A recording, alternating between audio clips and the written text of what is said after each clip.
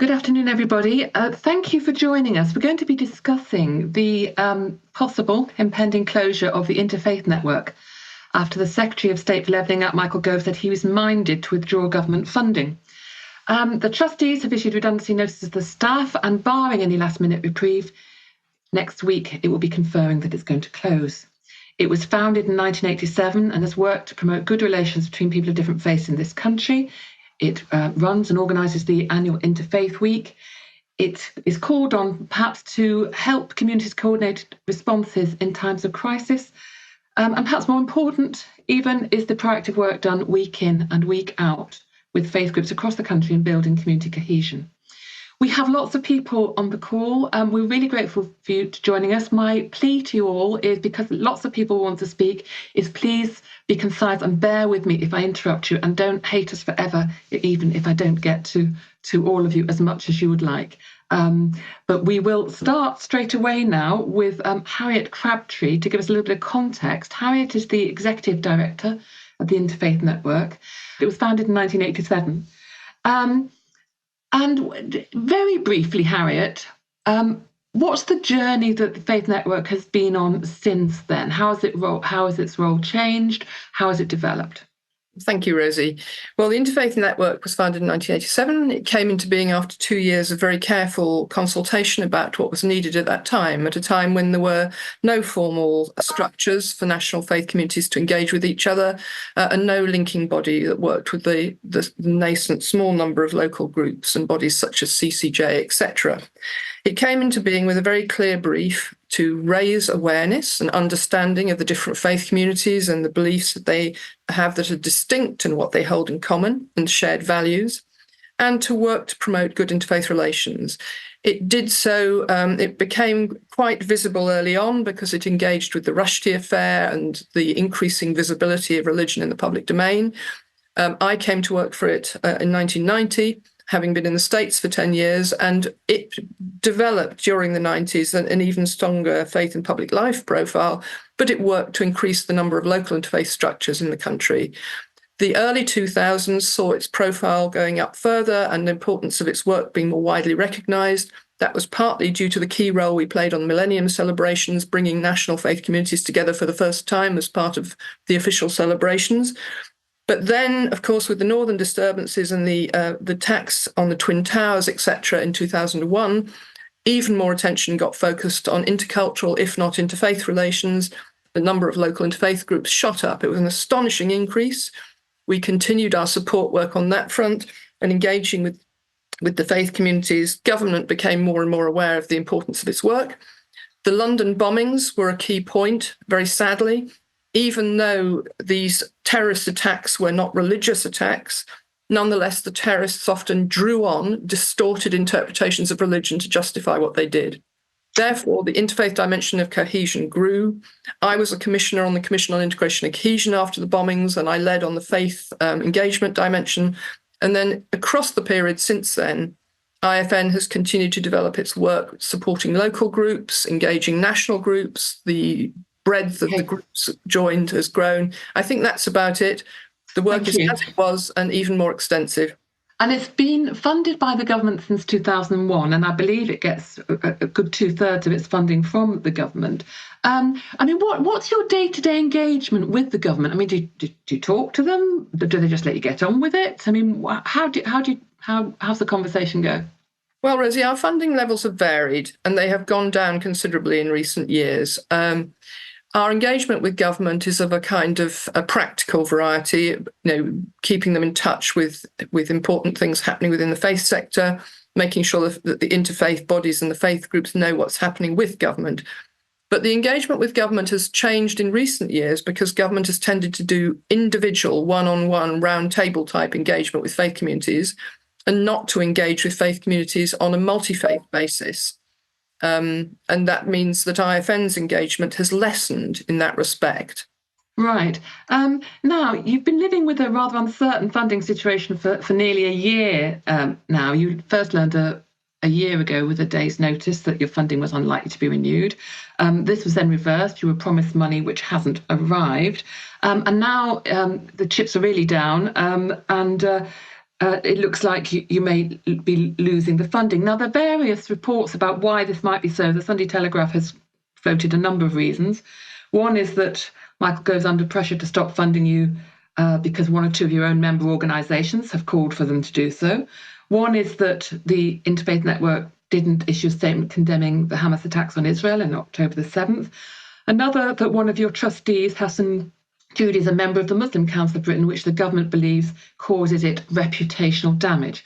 Now, what is the reason that you have been given for the possible closure or lack of funding? IFN's board is clear that Mr. Gove's concern is about a trustee who is a member of the Muslim Council of Britain. That is what the letter is about. Is that what the government have made clear to you? Yes, it's a letter. It's widely circulating on the internet. Somebody leaked it. As to condemnation of overseas attacks, the government is well aware of IFN's policy on statement making. They've been aware of that for a long time. They've been engaged with over that. The policy is that you don't make any statements on international affairs. Is that right? IFN doesn't make direct comment on overseas events. What it does do is occasionally, or it makes statements where overseas events are likely to have an impact on interfaith relations in the UK or are doing so. It doesn't automatically do that. Where an urgent statement's made, the moderators and the co-chairs have to come to agreement on that. And did you discuss making a statement on the Hamas attacks? The co-chairs and moderators did discuss it, and they didn't come to agreement. They were not in consensus about issuing one at that time, and a different route was taken with extensive highlighting of the need to stand together against hatred, a board statement the following week, which included material about this. So the co-moderators and the co-chairs did not issue a statement. They did not come to agreement on this.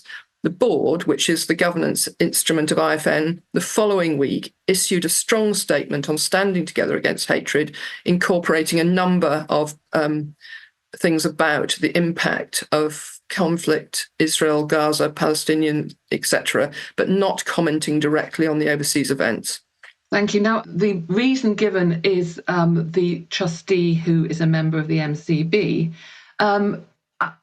If your funding comes from the government and you know that they don't speak to the MCB, I suppose the question is, why appoint someone as a trustee who's got links to them?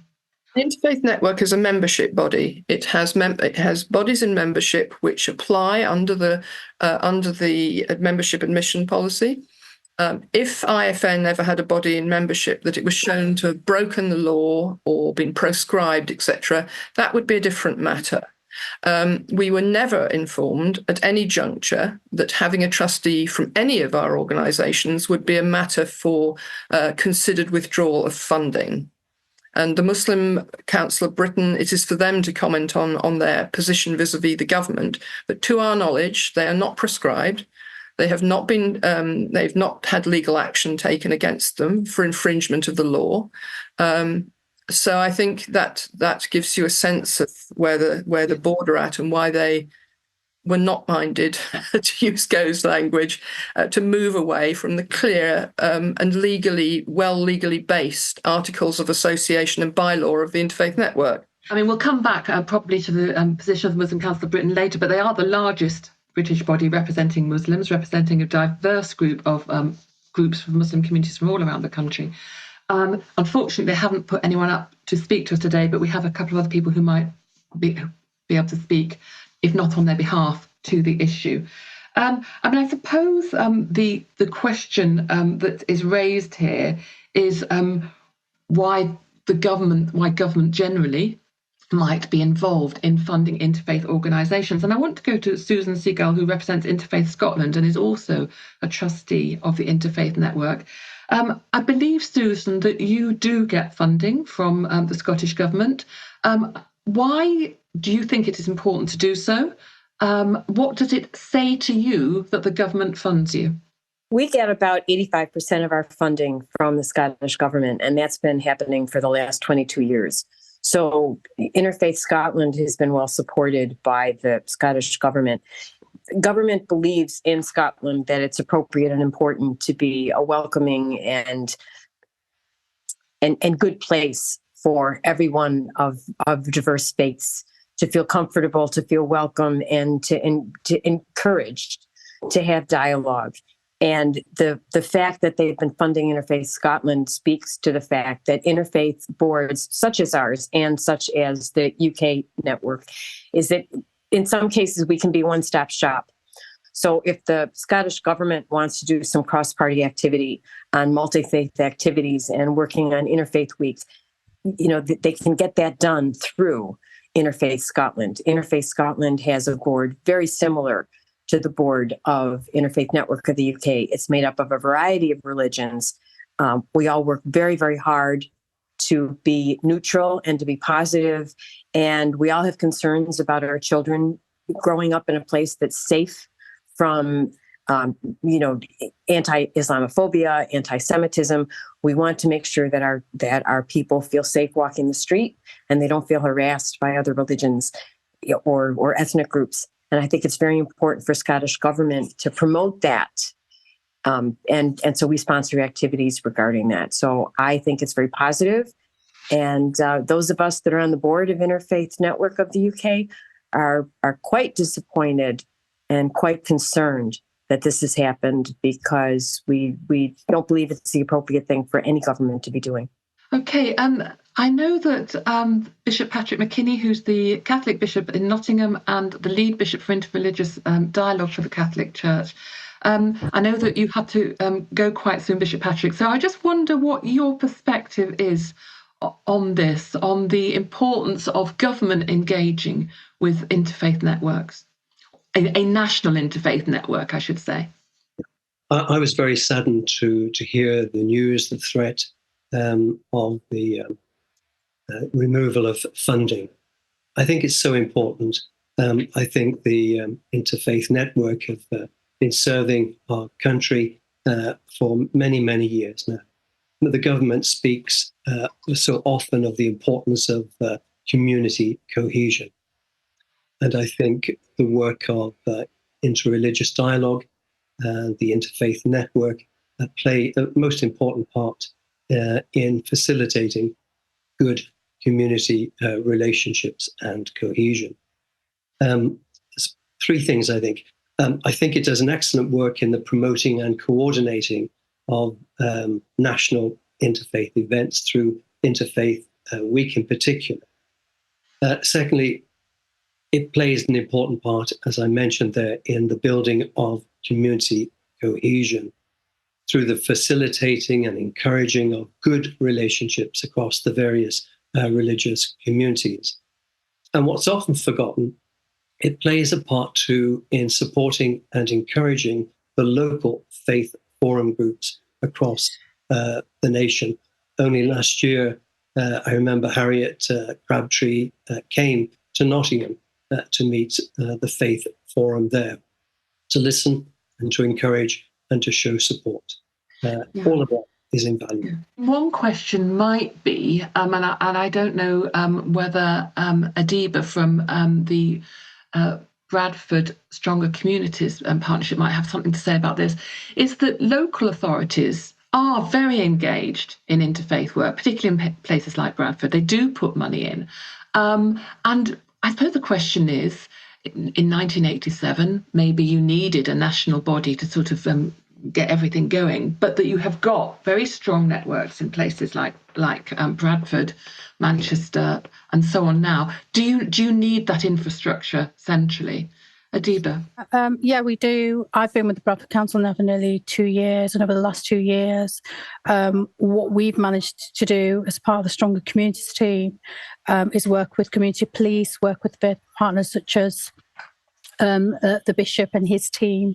And it's really the first time we've managed to get all faith partners around one table and talk about issues. So when we look at tension monitoring, that's one of the things. So we've had issues around issues that happened elsewhere that never actually reached Bradford. And that was because of the work that we do with the faith partners. So it's really, really important that we keep. What about the work with the interfaith network itself when you're sort of dealing with local issues? We have regular meetings here in Bradford with the Interfaith Network. And so what we do is exchange lessons that we learn each area. So we pick up lessons from, it might be from Brent or from somewhere else, and they're not just about attention monitoring, but it's other things like the environment or how to shared values and things like that. So those are lessons that we pick and we share in order to create a more cohesive community. So not to have those lessons or share lessons is really quite damaging, actually, because if it's a proven process that works, so why would you not then scale that out across the country? And I think it's a really good way of bringing people together, but also it's a good networking opportunity as well. And I'll just, this to be removed is quite a disaster, because the other thing is that Bishop Toby might tell you about is that actually as part of the budget kits, our team who carries out that cohesion work has been it's a proposal to remove 10 people from that from a team of 11. So that cohesion work it's like a bit of a double whammy for us. Bishop Toby Howarth from Bradford. I don't know if you want to add to anything that Adiba said there. Yeah, thanks. It is really important. We do our own little work in Bradford, but actually to know that we're part of something bigger and we can share good practice and we can receive good practice is really important. But I think the key issue for me is who owns this work. Do we want a country where the government actually manages all the faith groups and decides who gets to be a representative because of whatever their political views are? Or do we want to be a country where faith communities are allowed to do that themselves? Now, and of course, in doing that themselves, we need help because we don't have the resources to be able to do that for ourselves. That's why we need government. But the way that it happens at the moment is that the government enables the faith communities on their own terms to get together on the conversations that they need to have together with the people that they decide represent themselves, rather than that being dictated by a Home Office minister. Right, so let me go to Jasveer Singh. Jasveer, you're from City Sikhs in London. I don't know how far you can speak across Sikh communities about the value of the interfaith network. What would you say at this point? Thanks, Rosie. So when it comes to the Sikh community, I think I can't talk for the community as a whole. It's a diverse community with over 500,000 people across England and Wales. But certainly with City Sikhs, we have found it very helpful to have the interfaith network and to be able to work with the network in the past. I spoke about the interfaith network and the issues that have arisen, but also talking about interfaith issues more generally this morning on Thought for the Day, because I thought it's important to be able to discuss this have that national platform in order for it to be raised. But then also looking at the importance, I guess, of interfaith issues within the Sikh context. For Sikhs, it's a fundamental part of our belief system that we need to be able to have these sorts of conversations with people from other backgrounds, from other faiths, and be able to relate and connect with them. And one of the beauties of the interfaith network was that it provided that sort of, and it does provide that sort of environment where people can work together.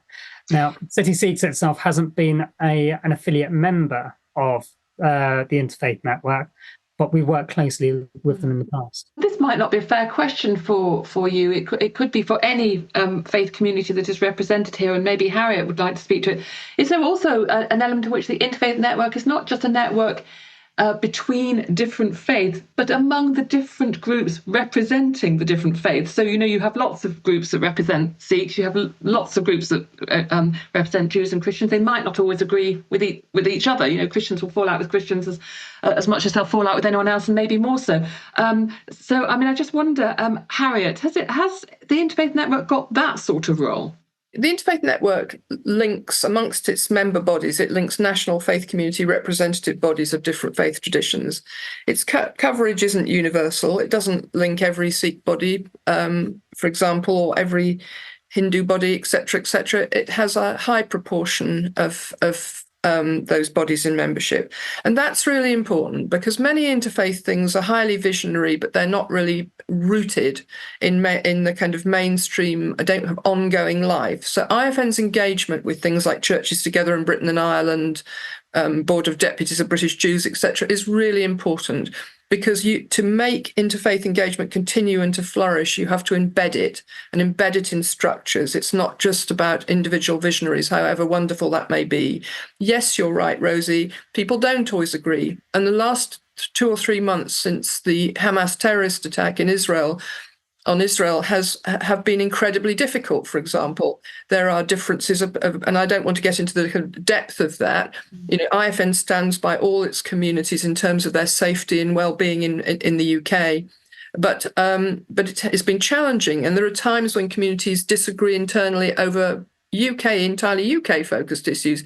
You can't get complete agreement. IFN doesn't exist to try and get everybody to agree. It exists to bring people together, to create that space which is safe and well managed, to enable people to continue to engage and be in relationship. So that even when times are really challenging, one hopes that some of the connections can continue to operate. I know that you're trying to reach Rabbi Warren from Manchester. One example I'd give exactly of that is the Manchester Muslim Jewish Forum, which has continued to meet during this difficult period, and is an example of how ongoing relationships are so very, very important at local as well as national level. Let me just go to Shaykh Ibrahim Mogra, if I may. The presenting issue, according to the Levelling Up department, is the appointment of a trustee by the Interfaith Network that they don't want to engage with because he engages with the Muslim Council of Britain. I mean, he wasn't appointed as a trustee, I don't think, until summer last year, and the funding was clearly in doubt before then. So, quite what's going on, we don't know. But I mean, how do you respond to the suggestion that a trustee is somehow inappropriate for representation on the IFN because used to be, as you did, an assistant secretary of the MCB? Now, I wonder if there is time for me just to give a bit of historic background as to relationship between the Muslim Council of Britain and the governments we've had. So in 2009, I think it was the time around the blockade of Gaza, when our naval ships were also part of the blockade. Our then Deputy Assistant Secretary General, Dawood Abdullah, the number 2 man in charge of the MCB, attended a conference in Istanbul, which was attended by many people from around the world. He attended in his personal capacity, not as the Deputy Secretary General of the MCB. He was indeed at the time heading the Palestinian Return Center, which was based in London. So he would have attended in his personal capacity. That declaration called for all sorts of things, including all means necessary to end the blockade. And he signed that declaration. Subsequently, when the UK government became aware of this and found that Dawood was also Deputy Secretary General of the MCB, they called on the MCB to remove him from his post and from the organization. Internal discussions took place, and it was decided that he was democratically elected at an annual general meeting. He did not represent MCB at this Istanbul conference. He did not sign the declaration on behalf of the MCB. He did it in his personal capacity, and people are free to do what they like in a democratic society, if you like. So the ultimatum was given: either you remove him from the MCB or we stop engagement with yourselves. And the decision was that MCB was not able to remove him because there were no grounds on which he could be removed. And so that was the end of it. Sadly, that has continued over the years, which is really bizarre because many of those individuals have moved on. The organization has grown, has changed. We've had a turnaround of people, if you like, old guard, younger people, and so forth. But the MCB has always been engaging in interfaith relationships. I think they were one of the first umbrella bodies to join and support the Interfaith Network. and continue to do so. I mean, it appears that the government is very clear that it doesn't want to engage with the MCB, just full stop, isn't it? Yeah. I mean, what does that do to the ability of government to hear Muslim voices in this country? In my experience, it's been like they will engage with the Muslim voices that they kind of approve of or are acceptable to them, and we'll probably anticipate that they will say things that are favorable to the government's agenda or policies. The Muslim Council of Britain does not speak for every Muslim in the country, definitely not. It is an organization that is based on affiliation, mosques, Muslim charity organizations, schools, community organizations, and so forth, join as member bodies. Around 500 of them throughout the country from all denominations and backgrounds. There may be a few that have chosen not to join, but it is a very representative body. I can't think of any other one that comes close to it. And so we feel that this voice being absent at the table whenever government is engaging with a particular faith community, which is a significant minority faith community, is not hearing what needs to be heard. Yeah, thank you very much. And indeed, Hassan Udi, who is the trustee of the Interfaith Network, is only appointed in his personal capacity and not as a representative of the MCB. I think that's also important to make clear. You do kind of wonder what's going on within government, but they don't really want to engage with us very much. They did give us a statement. It says, all funded organisations are monitored by the department and subject to internal finance and due diligence processes. And that's it. That's the level of their engagement with us, despite very strong efforts from my colleague Ruth here. So who knows what's going on there. I mean, I just wonder whether there's something to ask here about the funding. I mean, yes, government funds, or government funds things that it believes are important, that it's committed to, but there is something about getting funding from other places as well. And I just wonder, Harriet, whether actually, if you're so reliant on the government money that you have to close without it, whether maybe the eye was taken off the ball of fundraising from elsewhere. I mean, there must be other sort of trusts and individuals who support the work you do and might throw some money your way. The eye has very much not been taken off the ball. We've been trying across all the years to find different routes of funding. There are two things I would say. In the first roughly 12, 15 years, some major trusts funded, such as the Joseph Rowntree Charitable Trust, Rank, Waits, etc. We increasingly heard from them that they had primed us, funded us. It was time for the government to start playing a role. Around that time, there began to be additional interfaith projects that were rather more attractive to them because they were forward, kind of front-facing local projects or projects with young people.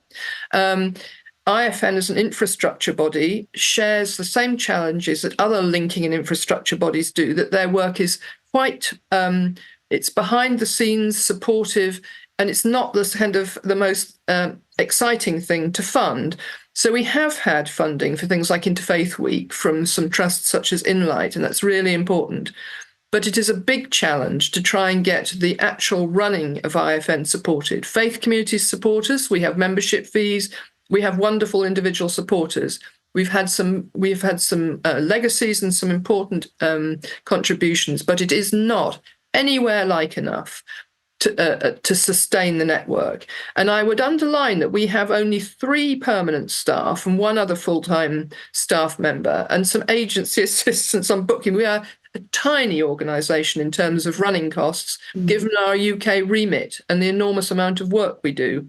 So yes, it's very important to seek other forms of funding. We don't take lottery money because of principles of 2 of the faith communities are very uneasy with that. And we have an acceptance of funding policy, which means we have to be very careful that funding comes from balanced sources and doesn't lead to IFN, for example, having a major supporter who has a particular denominational approach or whatever. So it's a tricky one. Rabbi Warren, I was asking you about the interfaith relationships in Manchester and particularly the Muslim Jewish Forum and the importance of the support that you get from the Interfaith Network for that. Thank you. The support that Harriet and the Interfaith Network have provided for across Greater Manchester for some of the interfaith groups has been invaluable at times over the last, well, I've been involved for 20 odd years in Manchester, but it's been a lot longer, I think, as well. I think the way that the government have treated interfaith work and interactions with faith communities, there are certain members of the government, I believe, I won't mention any names, that actually don't want to engage with faith communities. Is it because they're suspicious of them? Is it because of particular political interests some of those faith communities I think some of them are dislike faith. I think some of them are worried about certain elements of faith and certain faith groups. I think the stuff around the Muslim Council of Britain is, as was said earlier, that's, I can't remember if it was Ibrahim or someone else was saying, yes, it was almost set up with sort of government support, but they took it back. It's historical. They refuse, and certain individuals in government refuse to accept that there has been a massive development and change and evolution within relations. And yeah, it might be historical. I think it's hysterical now that the government will not engage with the Muslim Council of Britain. My experience of Muslims, leaders that they do engage with, is if anyone says something in keeping with their role as a Muslim leader that the government don't like, they drop them. I actually think there's something that we as faith folk across all faiths need to engage with the government about in the way they interact with the Muslim community, because I think it's despicable. And yeah, we do need to ensure that the whole role of faith is valued. Here in Greater Manchester, with Andy Burnham as the mayor of Greater Manchester, I think massive strides have been made in terms of the way interfaith and faith contributions are valued. We're looking at the Faith Covenant, we're looking at all 10 boroughs engaging more and developing better partnerships. Whether any funding's coming as a result of that, who knows? That's another question. But I do think in some ways we need to engage together, possibly in joint bids for national lottery funding. I would hope that there's significant funding there. But at the same time, we need to put pressure on the government to say, look, you need to fund this work. And I don't know whether they've set up Faith Action as an alternative that they want to engage with and deprioritize the relationships with the Interfaith Network. But I think the role of the two groups is very separate. And I think the Interfaith Network shares best practice, supports in all sorts of ways that other groups can't. In a sentence, Warren, could you just tell us about Faith Action and the government's engagement with it? Because I think that might be quite an interesting missing piece of the conversation that we've got here that you've just identified.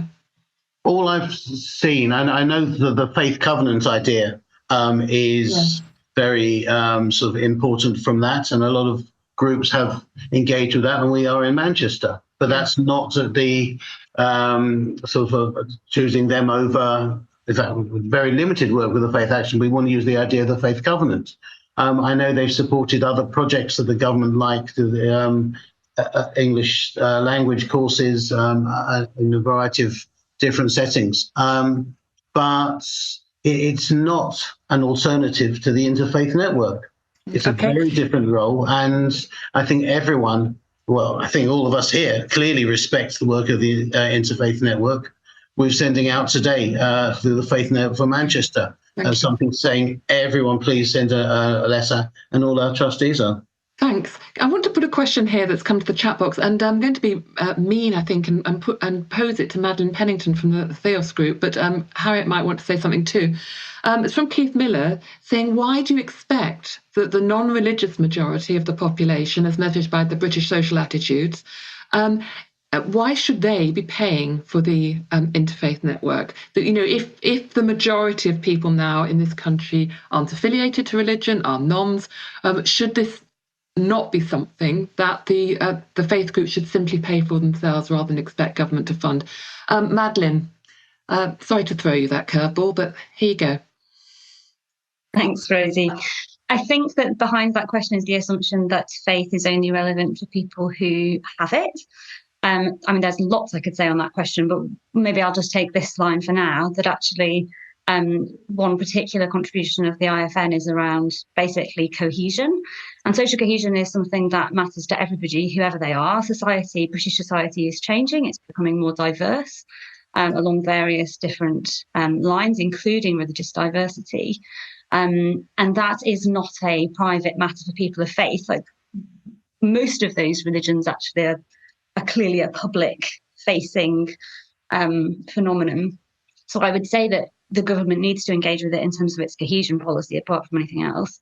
In terms of that cohesion policy, then clearly funding groups which bring faith communities together before there are issues and build positive social capital is a better way to invest in cohesion than what I think has often been government cohesion policy, which is responding to crisis and seeing faith as something that sort of basically is a problem to be solved rather than a part of the solution.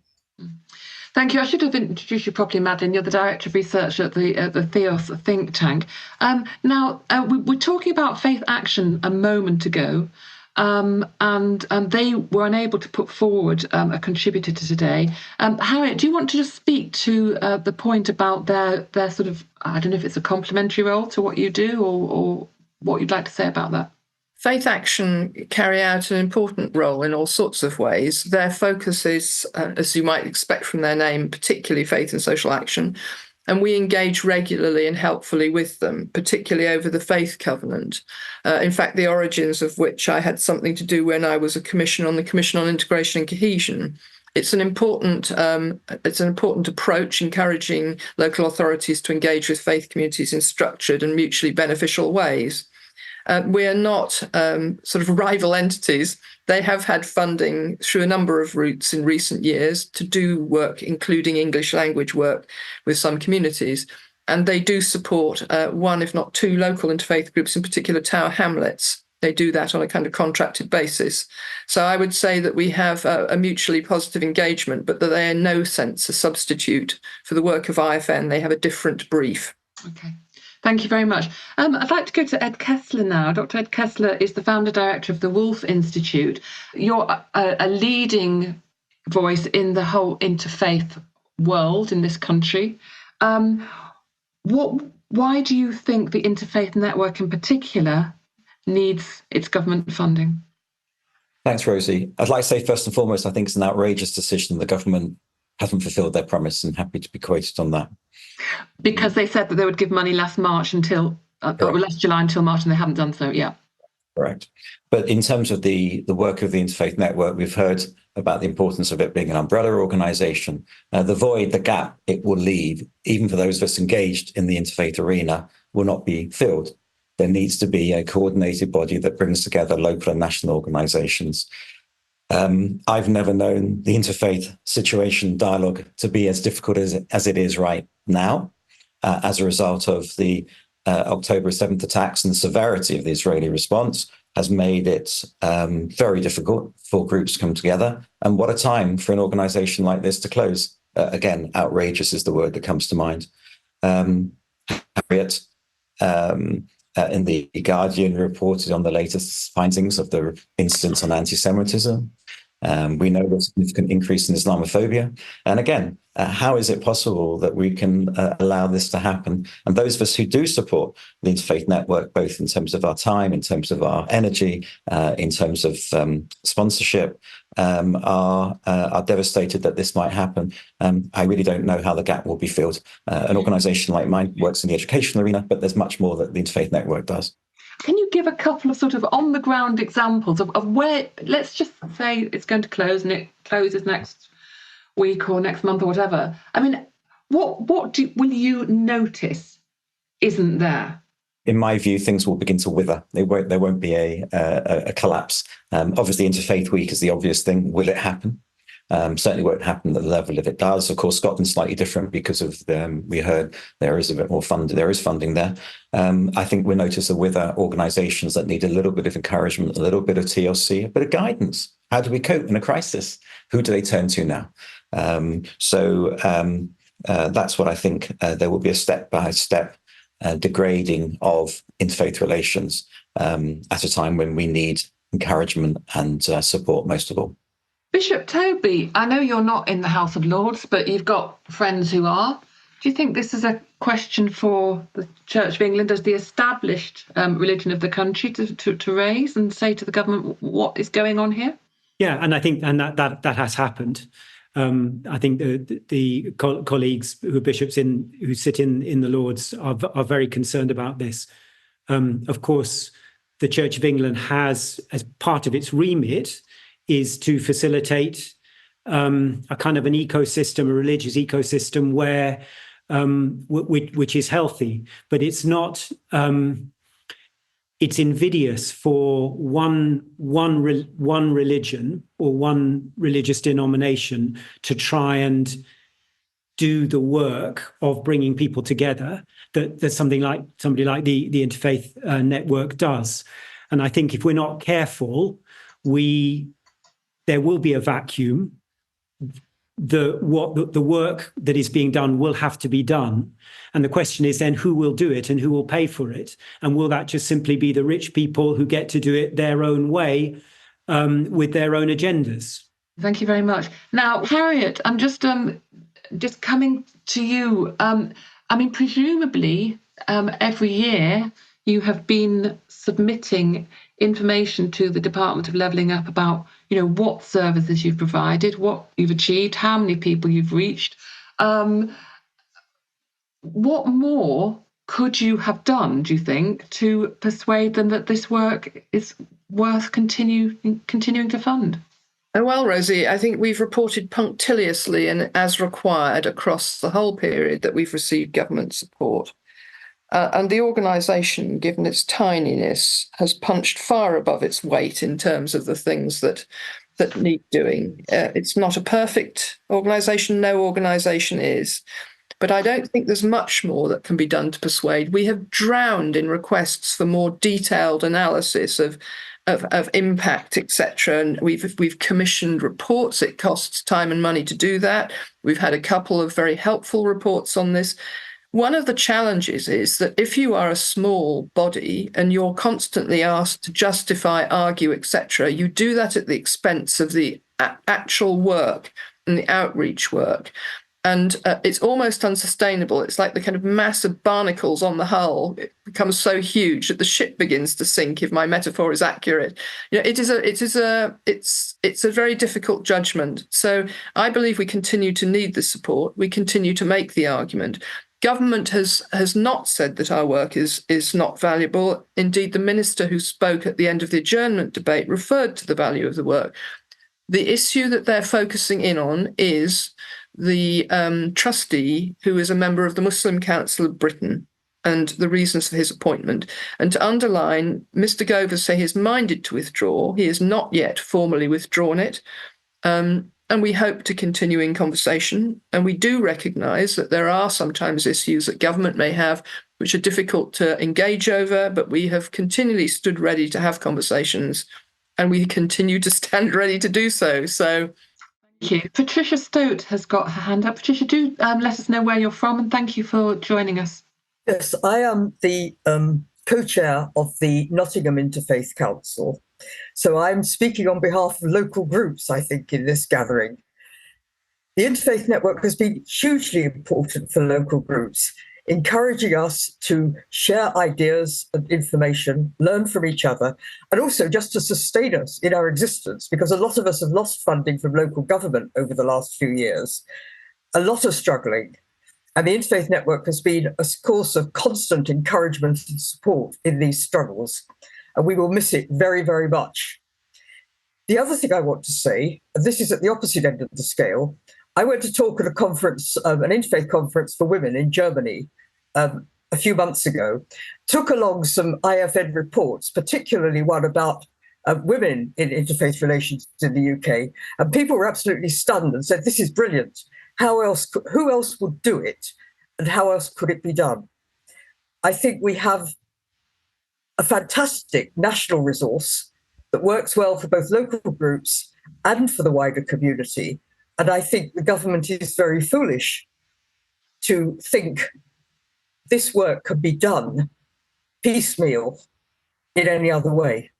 Thank you so much. Alia Abiari, I don't know if I have pronounced your name properly, but you've got your hand up. Hello, hi. I'm currently working in higher education. I'm a lecturer in religion, society and politics, but I spent many, many years working in the interfaith sector before I went into academia. And I've been engaging in interfaith as a volunteer since I was at university, since I was very, very young.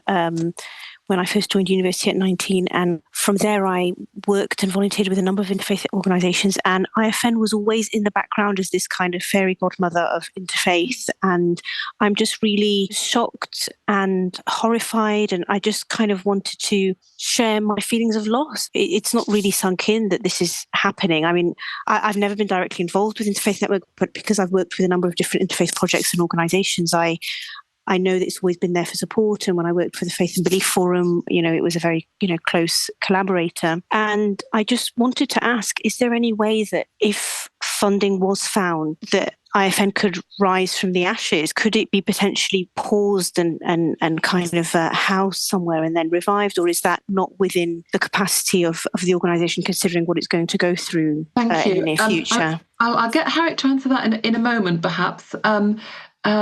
If we're talking about what the future for the network might be, really good to have you with us. Thank you so much. Jeremy Ruddle, you've got your hand raised. You're from the Humanists. Really good to have you here. What point would you like to make? Thanks, Rosie. Just say, obviously, Humanists UK isn't a member of IFN because we're not a faith and it's an interfaith organisation. But obviously, we know everybody. We know Harriet, and we know that I know her predecessor as well. Going back to the comment about the demographics and the non-religious, the growth of the non-religious, which is, of course, correct. For me, the message from that is quite the opposite to the one that was suggested. It suggests that we need more efforts at cohesion, not less. And so, I think what's happening to IFN UK is extremely poor. One of our members has referred to it as shabby. But what I'd like to see emerging is something which is more inclusive of everybody, including humanists and other non-religious people. Because from a social cohesion point of view, which is the point that Madeline made, this stuff is extremely important. And in this country, we're pretty good at it. So getting rid of something which we're pretty good at seems daft instead of actually enhancing it to reflect the changing demographics that we've got.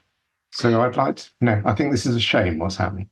Thank you. I'm going to go to Harriet for a last word in just a moment, but Susan Siegel from Interfaith Scotland has said that the closure of IFN would mean missing the opportunity to discuss good practices for working with third-party organisations. I think that's something that perhaps we haven't highlighted, Susan. Could you just speak to that very briefly? Yeah, I think as part of our meetings and our activities as a board, we've had the opportunity to talk to various organizations and identified what we could all be doing differently and better. So I think it's the issue of good practice. And when you have dialogue, which has been promoted by Interfaith Network, it gives you the opportunity to see what you could be doing differently, what you could be doing better. There's always strength in numbers, and we can use each other's expertise to help understand what we could be doing locally more effectively. Thank you. Right, so Harriet, a final word to you. There is still time to save the Interfaith Network. Could you also address this question that was raised about, if it closes, is it sort of in a place to be revived again if money is found or the government chooses to change its mind in 6 months' time, or indeed if a new government chooses to change its mind in sometime this year or next? Thanks, Rosie. No, the board has looked at a number of different options, and putting the organisation on ice is not straightforward and has many real difficulties attached to it and expenses. This is dormancy that's being referred to, I think. It has examined all the options very carefully, had a working group that's made recommendations to it, and it is clear that full closure is the most sensible and wise option, and it's been given a donation, should it choose to do that, to ensure that it is properly closed and that the legacy can be built on. Now, it still hopes that this won't be necessary, but it is making a final decision next Wednesday.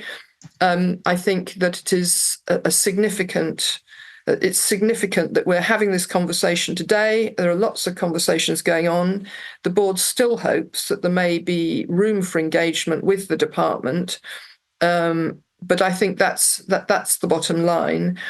And it's not the kind of organisation that one can carry on in a volunteer mode. It has 37 years of solid work, which has really needed staffing and very careful trustee support and nourishment. I'd like to pick up on Jeremy's point, Jeremy Riddell. It is the case that IFN links informal membership, faith community bodies, and interfaith organisations. Interfaith organisations, a number of them local ones and some like Faith and Belief Forum, have engagement from humanists and from others who self-define as non-religious. IFN's current membership pattern does not include those bodies that are not religious, but IFN does work with them over Interfaith Week. One of the three aims of Interfaith Week is to increase dialogue between religious and non-religious, those of religious and non-religious beliefs, and that is a very key aim, and it's one of our biggest programmes of work. And we are very grateful to Jeremy and his colleagues at the Humanist UK for the work on that and on that important dialogue. Right. Well, it's nearly 1 o'clock. Thank you, everybody, so much for joining us for this conversation. It will be written up, and we might send a few copies to the Department of Levelling Up so they can see what was said. Thank you very much to you all, and see you again soon. Bye-bye.